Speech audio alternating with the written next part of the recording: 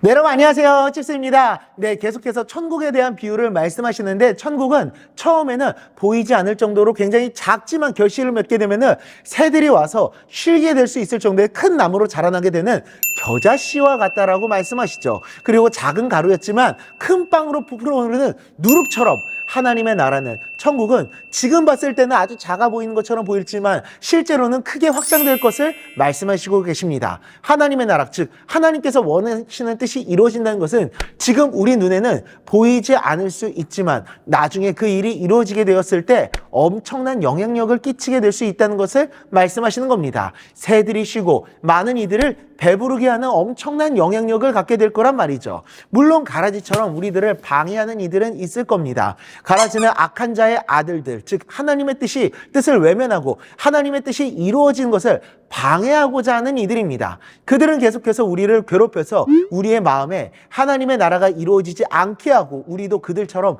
하나님을 외면하고 떠나게 하려 합니다. 하지만 그것들을 참고 이겨내고 견디게 되었을 때 우리는 하나님의 영광을 보게 되는 겁니다. 지금은 비록 작아 보인다 할지라도 결실을 맺게 되었을 때 그 실체가 드러났을 때 우리는 엄청난 영광과 은혜를 누리게 될 겁니다. 특별히 예수님이 다시 오실 때 그때 구원을 받고 주님 품에 안겨서 영원히 주님과 행복하게 살아가는 큰 은혜를 누리게 될 것입니다.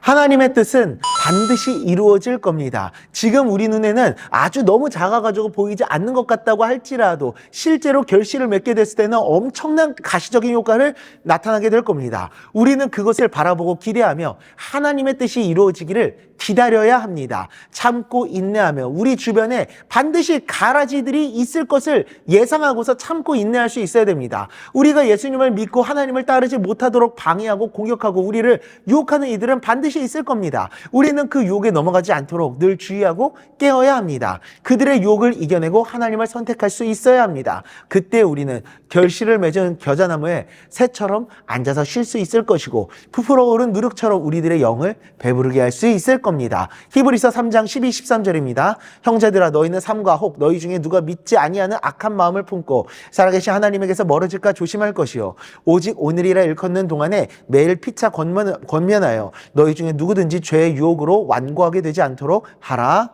아멘.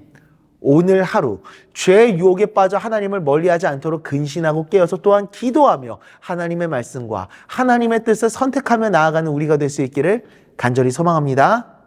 기도하겠습니다.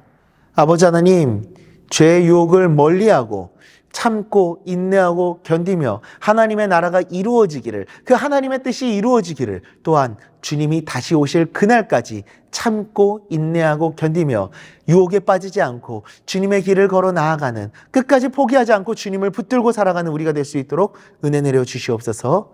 예수님의 이름으로 기도드리옵나이다. 아멘.